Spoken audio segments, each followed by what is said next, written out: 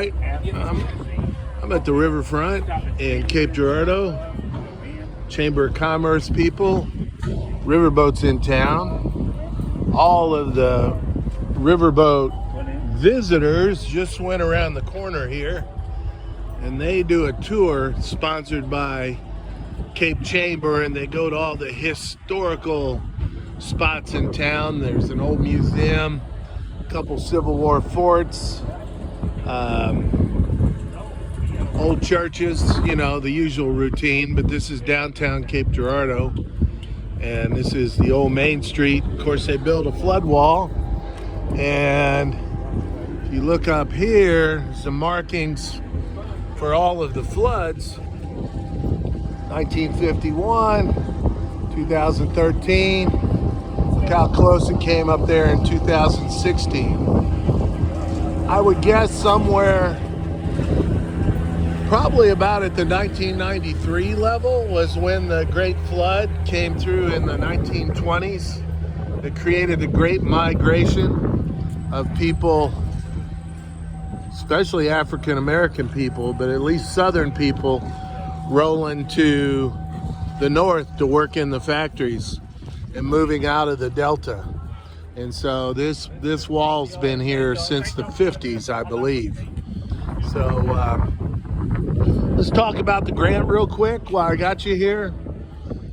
Let me just roll through one that as I roll up, I'm like, man, I wish I was still working in juvenile courts, because I could write a small grant talking about the statistics in Cape Girardeau and the problems in school and the problems with crime, and then do a jobs grant placing people with these folks right here in Chamber of Commerce to do tours, help people move on and off these buses and on and off this riverboat, and also do jobs coaching and have them meet people that work on riverboats and talk about tourism and how tourism affects the community. But have a jobs program. So be real easy, summer jobs program. They could work for Cape Chamber, get tours of these riverboats as they come in every week. And also, if they have a bent toward history, they could work helping out on the tours, on the tour bus that comes off this boat, talking about the historical connections in Cape Girardeau. There is 2 blocks up the hill here, a spot where they used to have slave auctions. There's also the courthouse still exists, where Civil War Confederates were detained during the Civil War.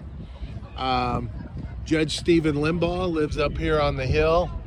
I don't know if you guys have heard of Rush Limbaugh, but that's his cousin. He was also my juvenile judge, but he bought that whole top hillside up there and is recreating the Civil War fort. So the Rivertown 2, the river wall itself has drawings. Let me walk down the railroad track a little bit. Has some drawings and the year 1735, trading town. It's a picture of what they call Cape Rock up there on the corner. And of course they traded with the American Indian population, the French. Of course we got our whiskey barrel there. Kind of reminds me of Oxford. See if I can do this without falling down. Walking and talking on the railroad tracks could be a problem. 1673, Cape Girardeau. We have some missionaries here. And then, of course, the conquistadors came up the river. Actually, just north of here in St. Genevieve County, they found some wild things along Highway 55. They found a helmet like that. It's in that picture, that conquistador, and apparently they came off the river there and hunted buffalo. And so who knows what you find on the river, right? So that, of course, goes back into the 1600s too. So the river wall has the history of Cape all the way down it. So it's a little idea about a little grant project. So on my goals and objectives, I'd be reducing juvenile crime or upping the graduation rate by providing summer jobs. And so my goals would be those two things. And my objectives would be working, depending on how much money the grant was, working X number of kids for so many hours a week through the summer. And that group of kids would stay with the program at an 85% rate, something like that. In my methodology, of course, I'd be discussing how kids would get to and from the program, because as you can see, this isn't a residential area. So we'd be buying taxi coupons probably to get kids to this project. We'd be paying for their work hours. We'd be paying probably for a job coach or a mentor to keep them working and talk about how important it is to show up on time, that kind of thing. Show them what to do with their checks, get them a checking account. So here comes the tour bus right now down the road. So all of that would be in the methodology. And I can just picture a kid on that bus helping out, and those old people, because who else can afford $20,000 for 1 week on the riverboat? And so you have those kids talking about the history of Cape Girardeau, and the old people just eating that up.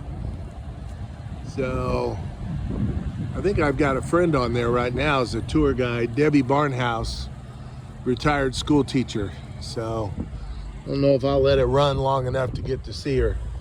But anyhow, a little bit about downtown today.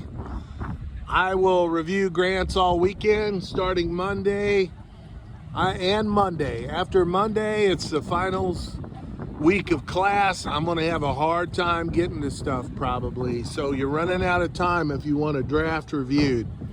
Do it this weekend or Monday, or it might be too late. I hate to get bombarded at the very end of class and not help everybody out. So get on it if we're going to get on it. Oh, also, Ulysses S. Grant had an office down here where that Coca-Cola sign is. During the Civil War, he had an office downtown here. So, kind of a historic little spot. Very minor little piece of history in the Civil War and before, but nonetheless, here it sits. So, good luck, guys. Call me, email me, we'll discuss grants, text me, whatever you need to do. Have a good week.